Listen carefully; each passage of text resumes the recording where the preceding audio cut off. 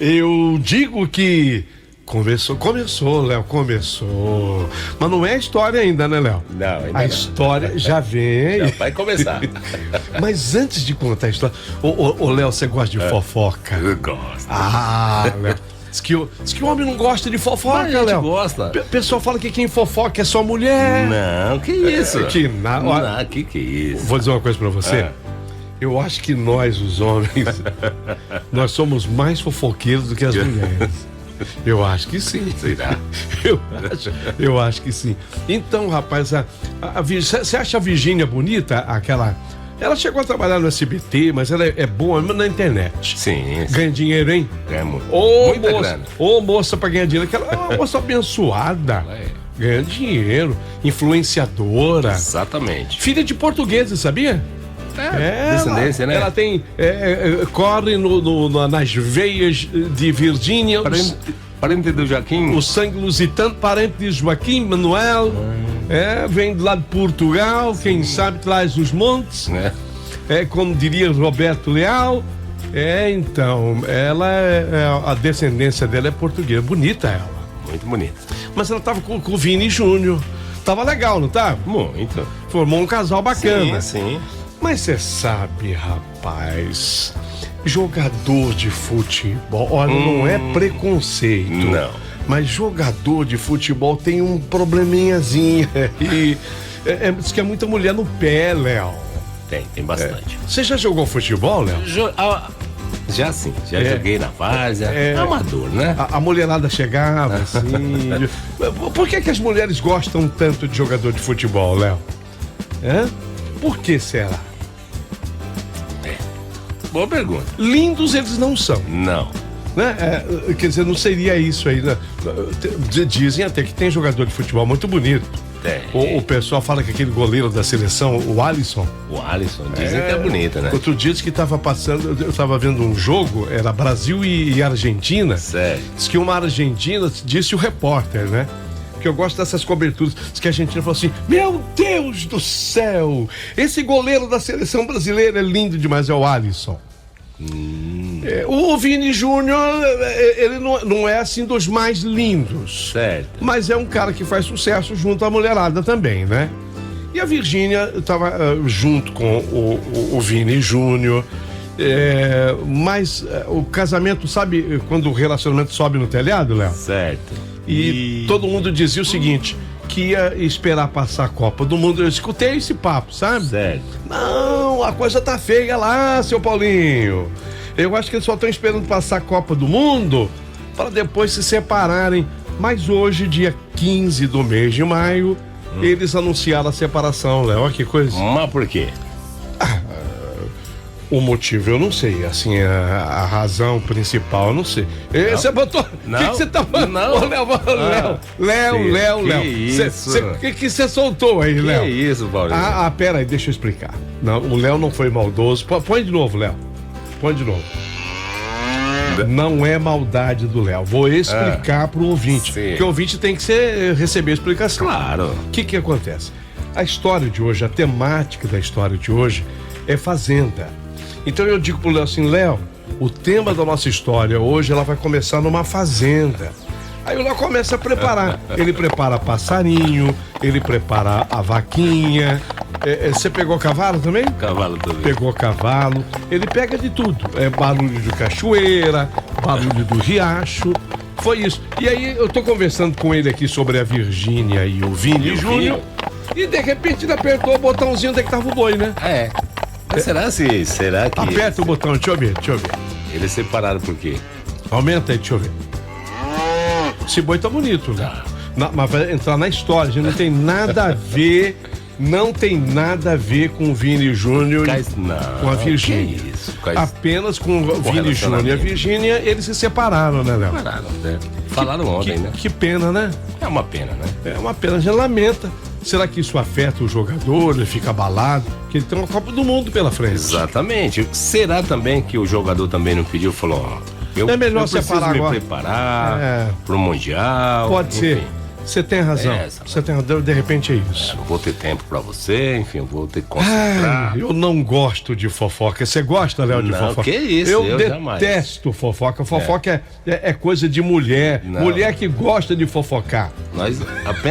Nós homens, a gente só quer contar histórias. A gente comenta os detalhes, apenas isso. Agora, Léo, hoje é 15 de maio. E hoje é aniversário de uma cidade que eu amo, rapaz. É? Monte Alto. Monte Alto. Nossa, como eu adoro Monte Alto. Faz 145 anos hoje, Monte Alto. Foi fundada em 1881 pelo senhor Porfírio Luiz de Alcântara Pimentel. Monte Alto é conhecida como a cidade sonho. Eu devo tanto para Monte Alto, aquele povo de Monte Alto. O pessoal da Rádio Cultura de Monte Alto, Laerte Ulian, o dono da rádio já falecido, me recebeu com tanto carinho, me deu uma oportunidade de ouro. Afonso André, o Sanfim, grande locutor, né? Ele trabalhou na Bandeirantes fazendo as notícias e além de grande locutor, uma cabeça maravilhosa, um grande jornalista, gente muito boa de Monte Alto, sabe? Que me deu a primeira oportunidade. Isso é bom, né? E ali eu conheci Inholemo, pai do Alberto Pastre, que trabalhou como chefe dos operadores da Globo, Sistema Globo de Rádio. E o Pastre, o Inholemo era um grande comunicador sertanejo, que me ensinou muito dessa coisa de ser espontâneo no rádio. Isso é muito bom. Aprendi com ele, com os colegas todos. Sim. Paulo Moretti trabalhava conosco na época, Silas Esgarbosa, o Inholemo já é falecido. O Silas Esgarbosa, lamentavelmente, também o é. Então, gente que fez parte, né? O compadre Cachoeira. Então, tô mandando um abraço. Alô, Monte Alto. Obrigado, Monte Alto, pelo carinho. Hoje é aniversário aí, 145 anos. Que Deus abençoe vocês. Muito obrigado ao povo de Monte Alto. Eles foram muito importantes para mim, viu, Léo? Ô, Léo, tem uma outra coisa que eu não posso esquecer. Não. Que hoje é dia do gerente de banco. Ó, que legal, rapaz. Povo bom, hein? Eu também sou de um tempo que o gerente de banco era muito importante. Nosso amigo, nossa amiga, dava aquela forcinha, né, Léo? Continua sendo. Até hoje? Continua sendo. Até hoje menos, eu acho que tem muito menos contato. Não, hoje tem bem pouco. Pra você ter uma ideia, eu tive que ir na agência outro dia, não encontrei mais ninguém lá. A agência que eu tenho a conta, sim, fica aqui inclusive na Avenida Paulista, abandonada. Quer dizer, abandonada. Tinha lá uns 3 gatos pingados. Mas aquela agência era assim, lotada. Antigamente as pessoas iam muito às agências. Assim. Hoje... O gerente vinha. O gerente vinha visitar a gente no programa de rádio. Você mandava abraço pro gerente. Segura as pontas aí pra mim. Gerentes de banco. Então hoje é o dia do gerente de banco. Quer mandar um abraço pro teu gerente, pro teu gerente? Que eu quero. Samuel, o nome dele, meu gerente da Caixa Econômica Federal. Gente boa. Esse é digamos que é o banco que eu mais visito. Que bacana. Então, ó, se você é gerente de banco, se manifeste aqui abaixo no vídeo, nos comentários. Vai ser muito legal, vai ser muito importante. Ok. Já fizemos fofoca. Já falamos de Monte Alto, já falamos do gerente de banco. Sim. Agora nós vamos pra fazenda. Bora. A história? Bora. Começou. Rádio é emoção.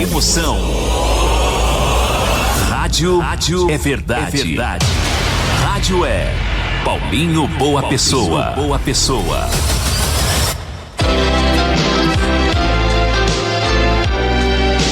Rádio Emoção. Paulinho Boa Pessoa. A verdade de cada um.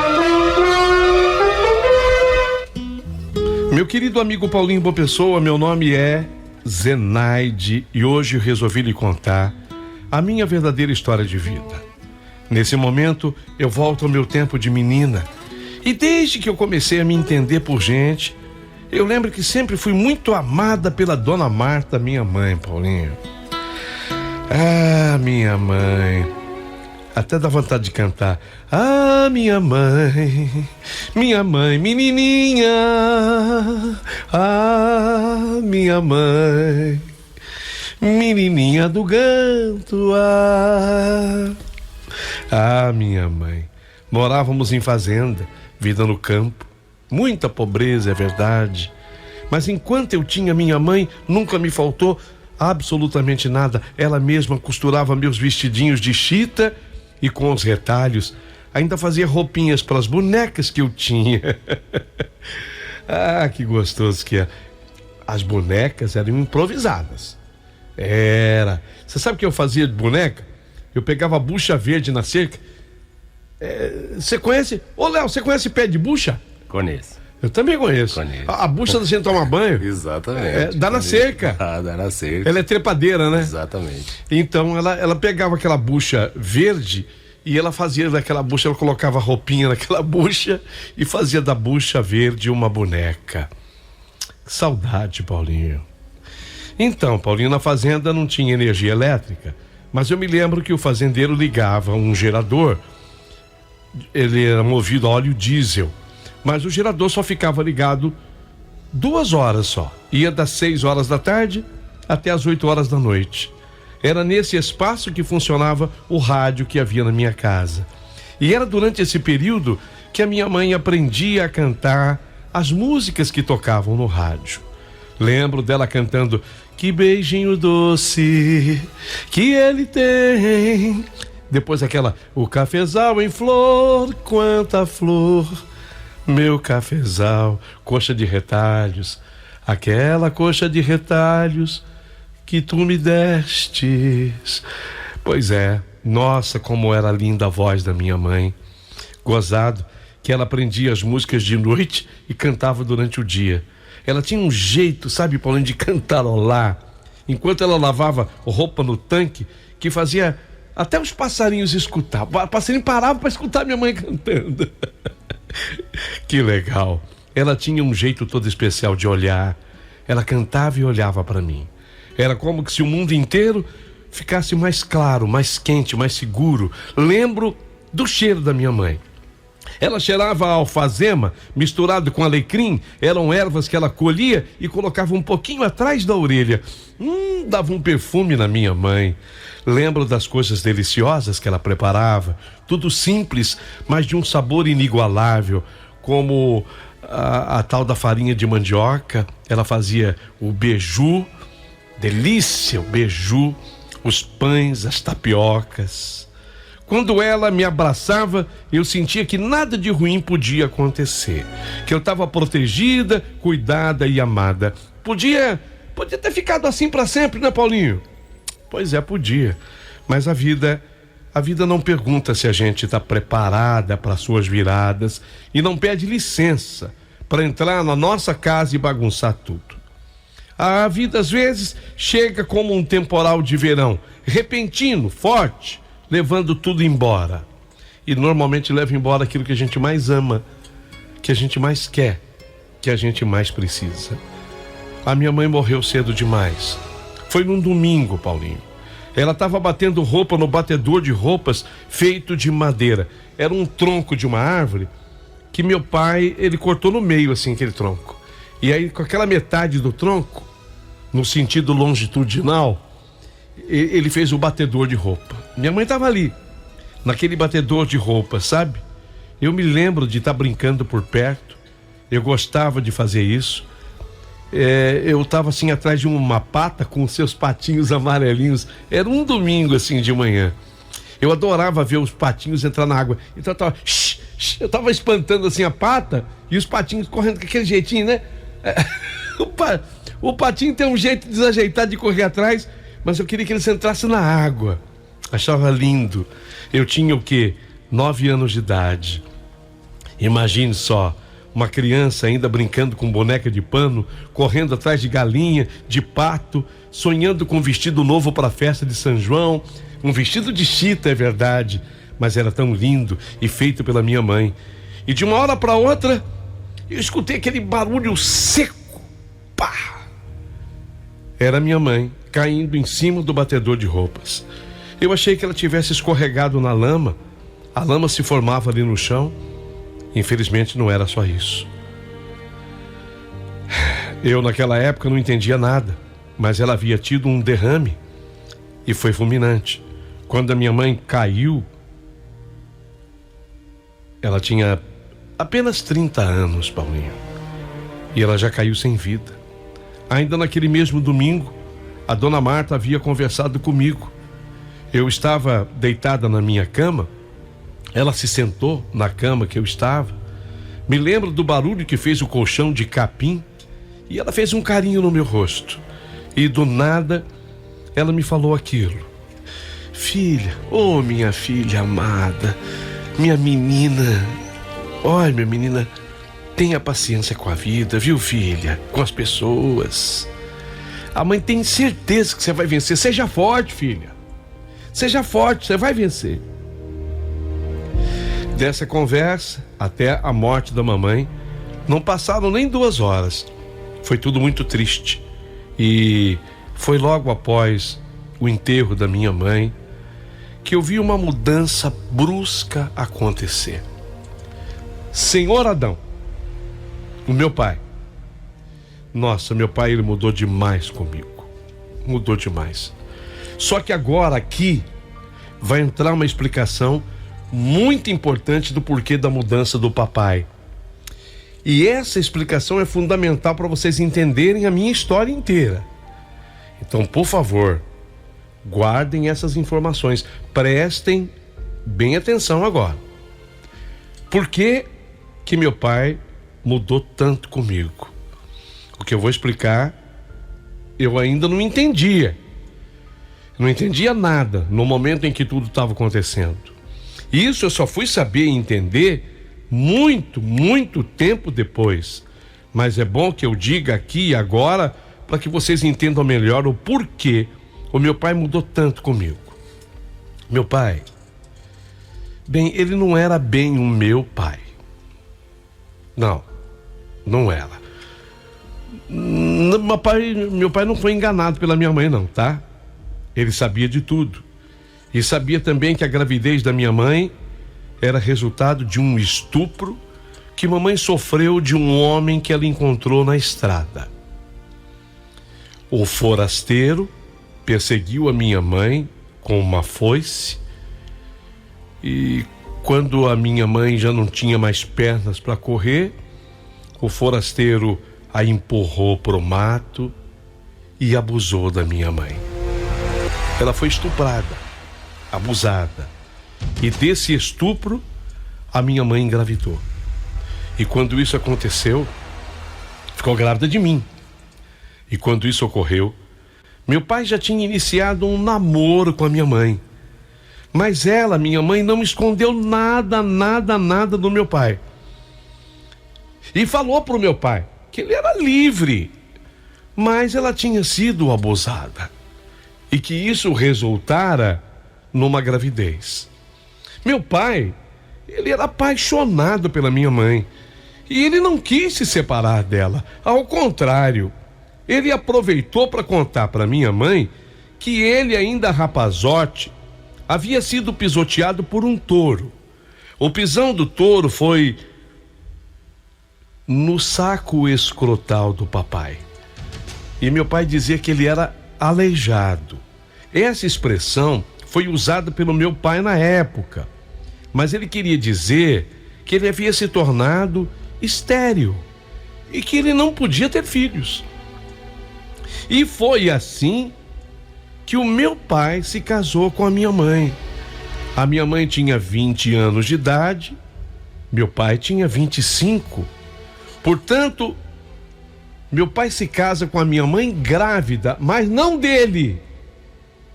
Grávida de um estupro que aconteceu na estrada, uma perseguição. Entenderam? Em resumo, eu não era filha biológica do meu pai. E meu pai, em verdade, amava demais a minha mãe.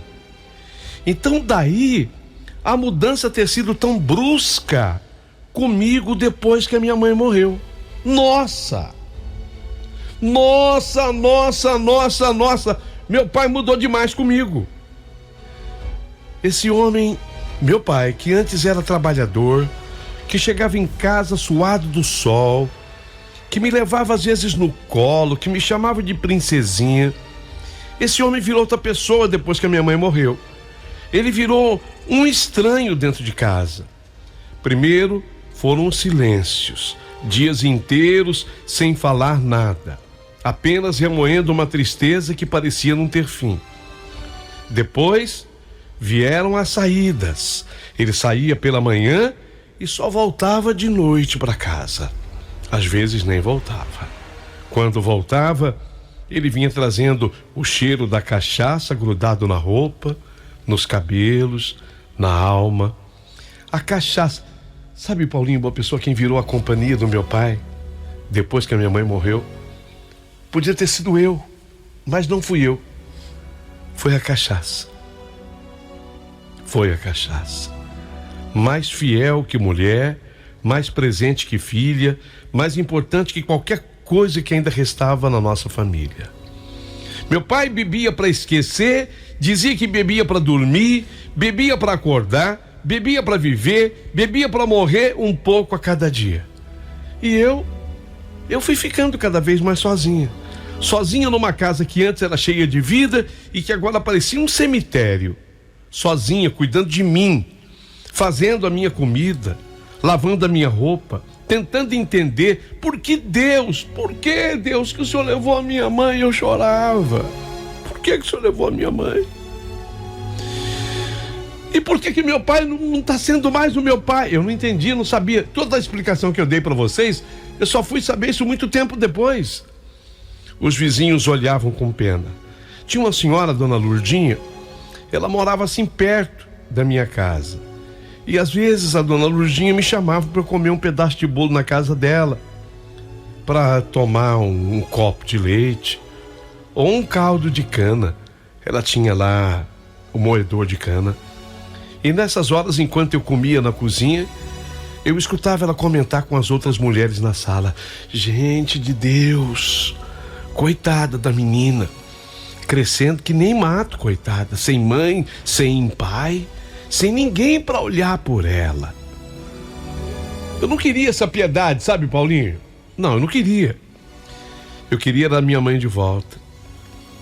Não tinha jeito. Eu queria meu pai de volta. Eu queria a nossa casinha de volta, com o cheiro gostoso das comidas que minha mãe fazia, dos temperos da minha mãe, daquele pão que ela sovava. Eu queria, mas não tinha mais. Agora, quando na fazenda o gerador era ligado, 6 da tarde, o rádio ligava sozinho. E eu ficava ouvindo as músicas que a minha mãe vivia cantando. E eu chorava de saudade.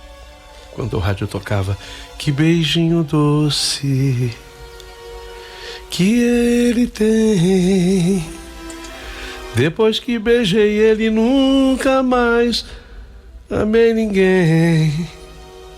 Aos poucos eu fui aprendendo que a vida não dá segunda chance para algumas coisas, que algumas perdas são definitivas, são para sempre, que alguns vazios não se enchem nunca mais. Eu fui aprendendo a ser forte do jeito que a minha mãe pediu que eu fosse. E também eu fui aprendendo que ser forte, às vezes, é simplesmente não desistir de respirar. Cresci depressa demais. Aos 10 anos, eu já sabia tudo, Paulinho, numa casa, cozinhar feijão. Aos 11 já lavava a roupa igual uma mulher adulta, batia a roupa no batedor. Aos 12, eu já cuidava da casa inteira sozinha, porque meu pai, enquanto ele estava em casa, estava bêbado, ele não fazia nada. Meu pai não fazia nada, eu fazia tudo. E quando meu pai estava bêbado, era melhor que ele até ficasse longe, porque ele foi ficando violento. A cachaça despertou nele uma raiva que eu nunca tinha visto. A raiva da vida, raiva da morte, raiva de tudo, raiva de todos, raiva de mim! Raiva de mim! Só que eu não entendia por quê. Como aquele homem que antes me protegia, agora era quem mais me assustava. Mas depois veio... Depois foi piorando. E eu fui entendendo que meu pai tinha morrido junto com a minha mãe. Sim, porque Ele estava vivo, mas era a mesma coisa que não tivesse. O que sobrou foi um fantasma amargo, um homem perdido na própria tristeza, que descontava em mim a raiva que sentia da vida. Foram anos... Pode colocar um pouquinho mais de presença aí, ô Léo, nessa trilha, por favor. Isso. Foram anos assim, de muita tristeza, muito difíceis. Eu vivia na ponta dos pés, tentando não fazer barulho, tentando não incomodar meu pai, tentando ser invisível para não despertar a ira dele, porque ele queria me agredir. Mas às vezes não adiantava. Às vezes a raiva dele era maior do que qualquer cuidado que eu pudesse ter. Eu lembro de uma noite, eu devia ter uns 12 anos. Ele chegou em casa cambaleando aquele dia, sabe? Sabe quando o homem chega assim, cambaleando? Chegou cambaleando, batendo nas paredes, derrubando coisas, falando coisas que não dá para entender. Eu estava na cozinha tentando esquentar o resto de uma comida, quando ele apareceu na porta com os olhos vermelhos e hálito pesado. Zenaide, sua maldita, Zenaide, Zenaide, escuta, você não presta, você não vale nada. Boa era sua mãe, mas você não vale nada, você não vale o que você come, Zenaide, você não vale o que você come. Você é da laia do trem ruim, você é da laia do trem ruim que te pôs no mundo, é tão imunda quanto ele. Nossa, quando meu pai falou assim, eu não entendia nada que ele estava falando. Para mim ele era o meu pai. Que conversa era aquela agora? E ele falou ainda mais. O pior que você tem o seu zóio igualzinho os olhos da sua mãe, igualzinho. O mesmo jeito. Você me faz lembrar dela toda hora. Eu não posso olhar pra você, Zenaide. Não posso. Eu não posso olhar pra você, que eu sofro muito, Zenaide. E eu, boba, pensei que ele tava com saudade da minha mãe, que finalmente ele ia conversar sobre a minha mãe, sobre ela, a falta que ela fazia. Mas não, ele continuou. E eu não aguento mais olhar pra você, Zenaide. Eu não aguento mais olhar pra você e lembrar. Foi quando ele me bateu ainda mais. Eu não entendia ainda nada. Por que meu pai fazia aquilo? Porque antes ele dizia me amar quando a minha mãe era viva, e agora ele me odiava daquele jeito. Dona Lourdinha, a vizinha, ela tinha razão.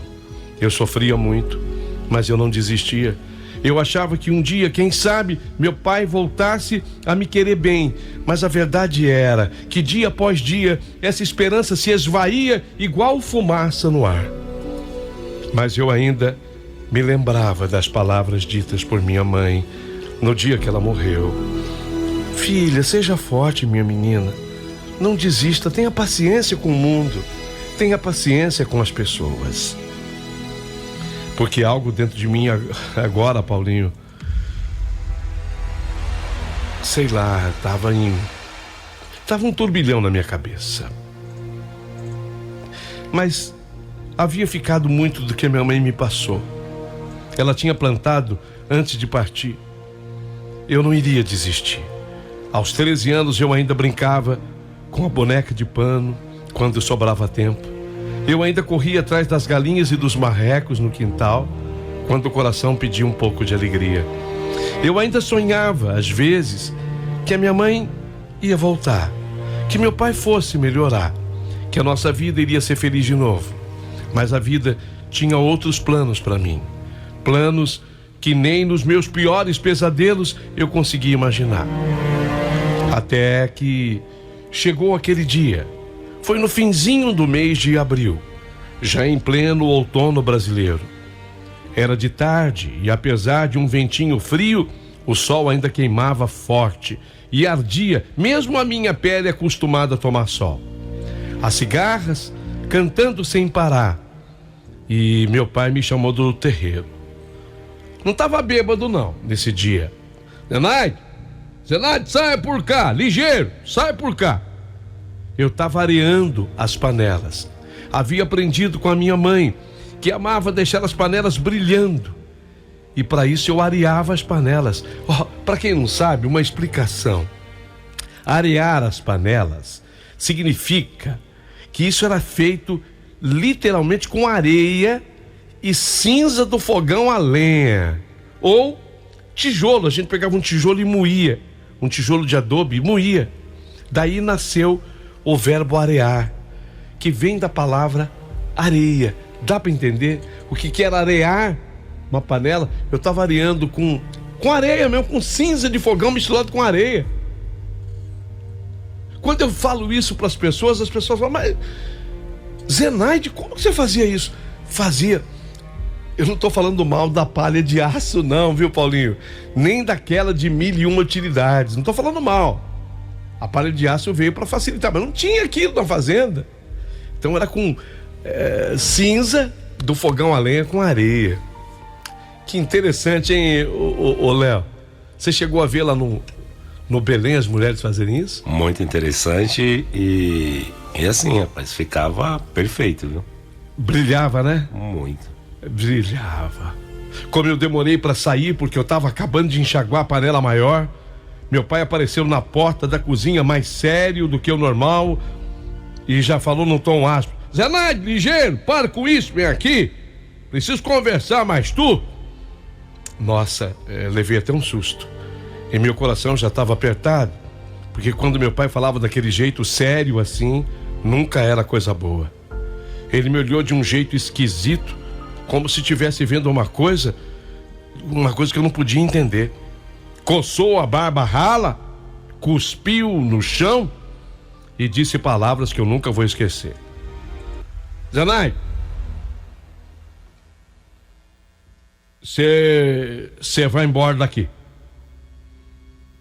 E vai embora amanhã mesmo. É que eu não suporto mais olhar para você. Você me lembra demais sua mãe. Nossa, eu senti o chão sumir debaixo dos meus pés. Mas, pai, eu lembrar a mãe pro senhor não é coisa boa? Não, não é. Não é porque sua mãe não volta mais. E você? Bem, você é filha de um trem ruim. Quando meu pai falava assim, eu não entendia. Por que eu era filha de um trem ruim?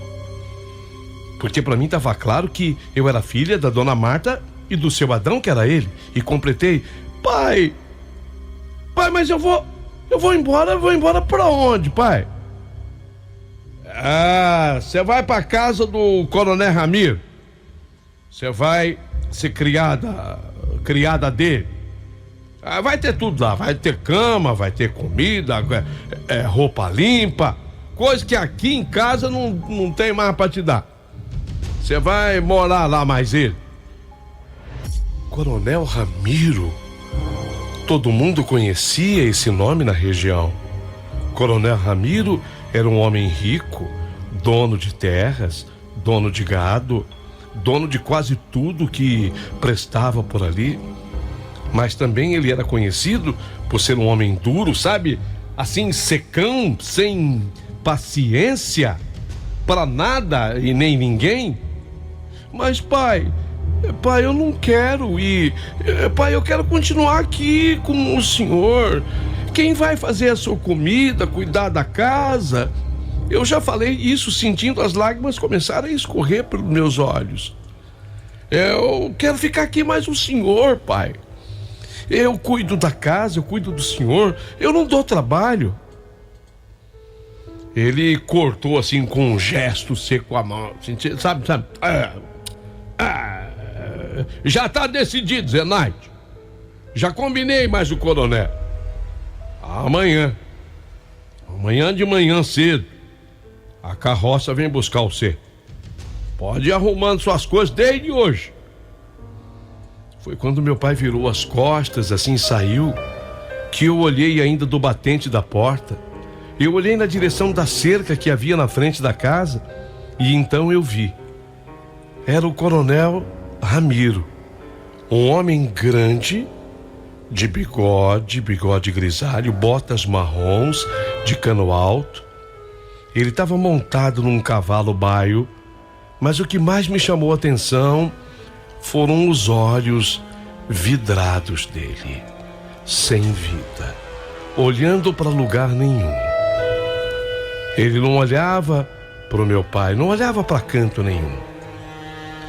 Era verdade o que se falava. Coronel Ramiro era cego, cego das duas vistas. Naquela noite, eu não consegui dormir direito. Não. Fiquei na cama, no meu colchão de capim, olhando as paredes feitas de adobe, o telhado feito de capa e canal. Sabe o que é capa e canal, Paulinho? É uma cama que é uma telha que uma fica no côncavo e a outra no convexo. Elas vão se encaixando uma na outra assim. A gente chama esse tipo de telha lá de capa e canal. O telhado era feito de capa e canal e era assim chamadas as telhas. E foi nessa hora que eu escutei o barulho da chuva que começou a cair de mansinho. Meu peito estava apertado, a minha cabeça cheia de pensamentos ruins. Eu não conseguia entender como meu pai podia me mandar embora assim, como se eu fosse um fardo que ele não aguentava mais carregar. Lembro ainda que meu pai estava com o rádio ligado. Enquanto não se desligava o gerador, ficava tocando o rádio, aquelas músicas que a minha mãe gostava de cantar. Novamente lembrei da minha mãe e chorei muito do quanto a minha vida era diferente. Lá no cantinho do céu, dizia a música. Quando a música cantou assim, lá num cantinho do céu, eu pensei na minha mãe. Deve estar mesmo num cantinho do céu, olhando tudo isso. Ô mãe, nessa hora, eu nem sei se eu podia, mas eu falei direto com a alma da minha mãe. Ô mãe, aí do cantinho do céu que a senhora tá. Olha por mim, mãe. Ô mãe. Ô mãe, do cantinho do céu onde a senhora tá. Olha por mim. E no rádio tocava lá no cantinho do céu. Nossa, essa música é tão antiga, tão antiga. E ela me inspirou a quase uma oração. Ô mãe, olha por mim daí. E aí me lembrei das palavras dela, de um dia que ela morreu. Filha, seja forte, paciente com as pessoas do mundo. Quando o dia amanheceu, eu ainda estava assim na cama, levantei devagar, fiz o café como eu sempre fazia.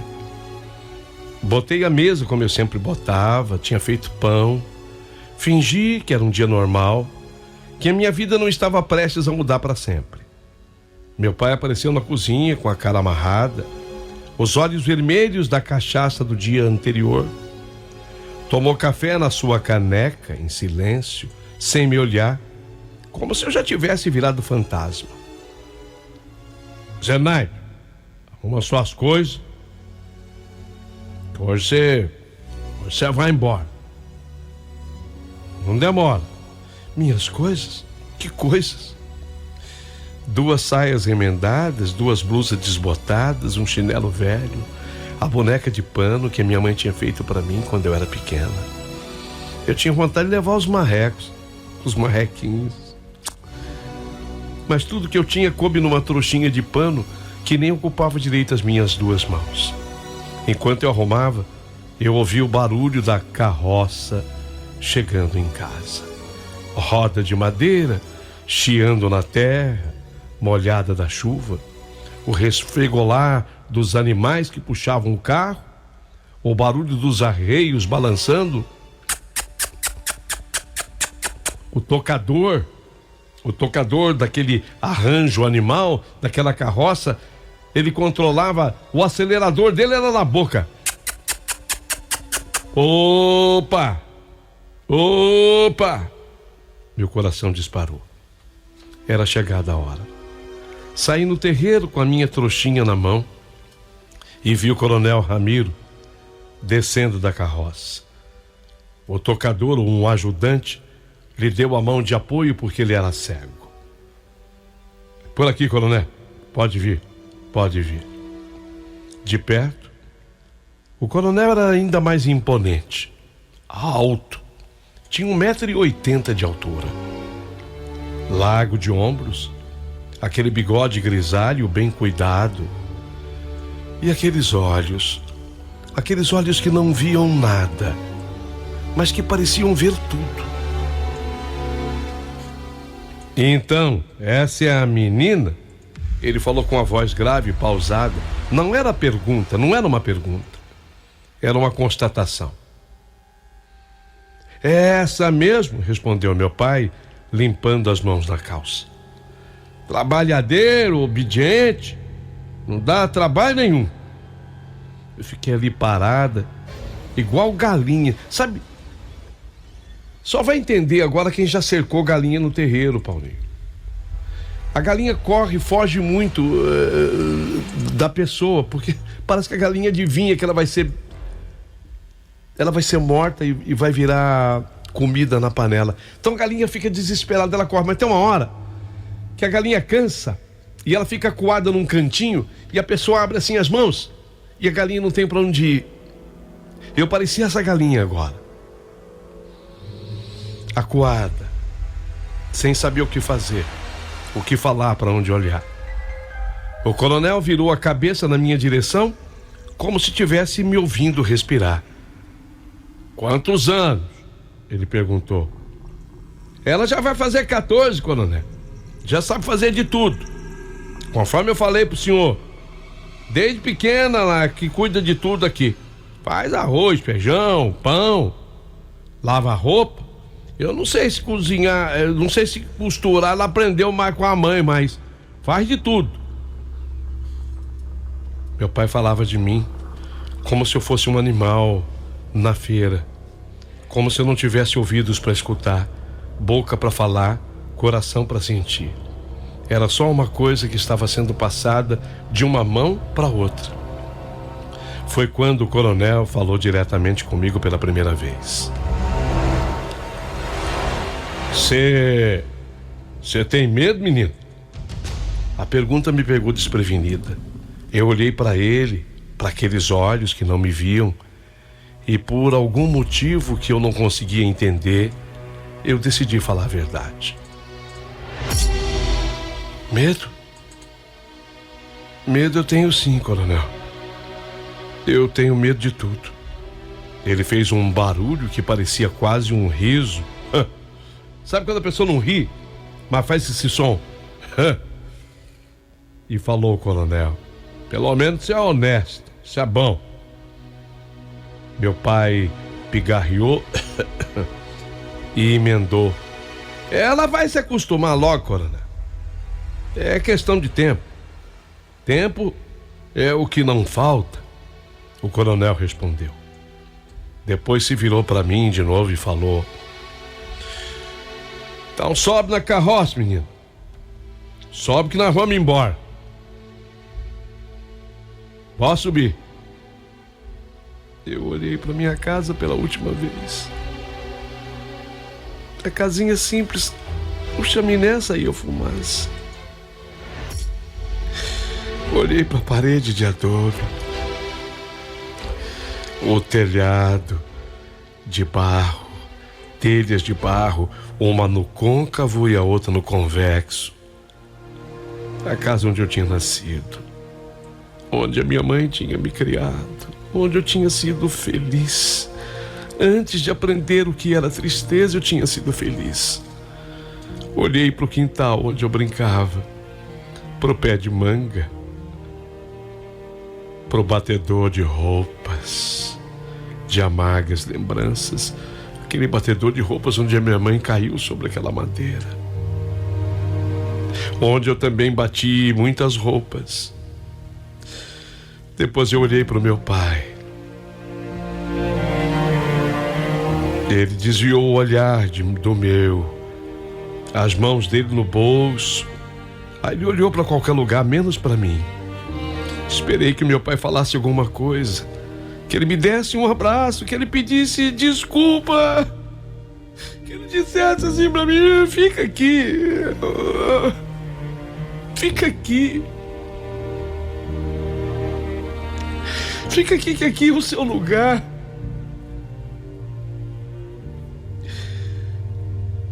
Mas meu pai não. Ele só ficou ali parado, como se estivesse esperando eu sumir da vista dele. Eu subi na carroça. Eu subi com a trouxinha apertada contra o peito. O carroceiro, um homem negro queimado do sol, deu um assovio. Os cavalos entenderam e começaram a andar. E foi aí que eu vi que o acelerador daquele homem era... Eba!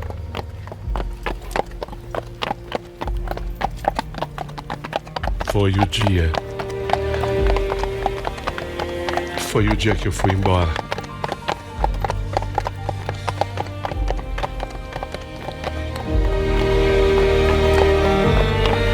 Mas eu não quero perder nenhum detalhe dessa história. Nem posso.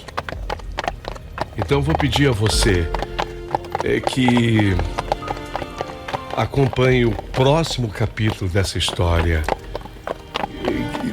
Essa história simplesmente é maravilhosa. Imperdível. Fica comigo. Fica aqui.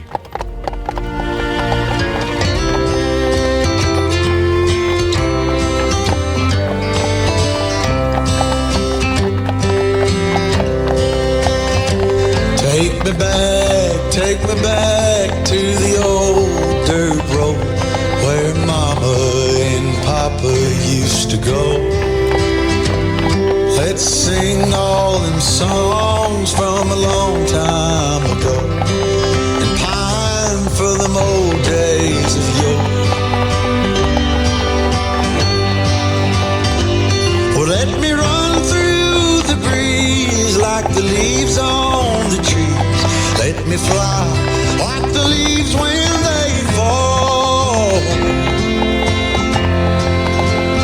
Well, let my mind go serene like a cool water stream that runs from the mountain so tall. Oh, take me back down the old dirt road.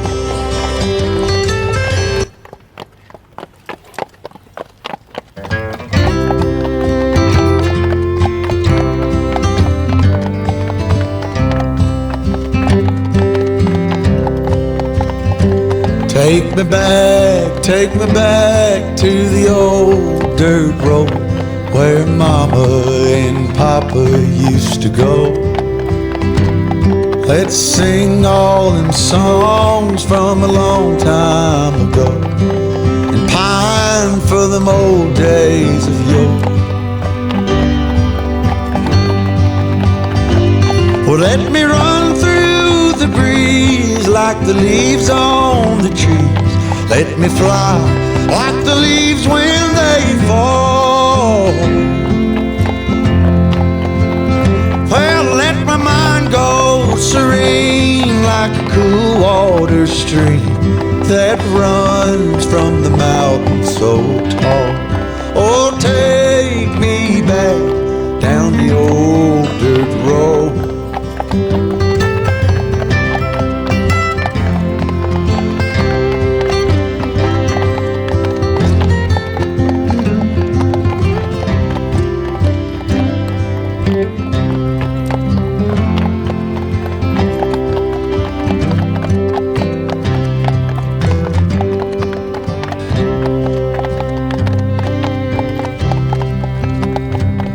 Take me home to rest where the mockingbirds nest and to cry through the green in the spring. Let's go back a ways to the old bygone days and the simple time.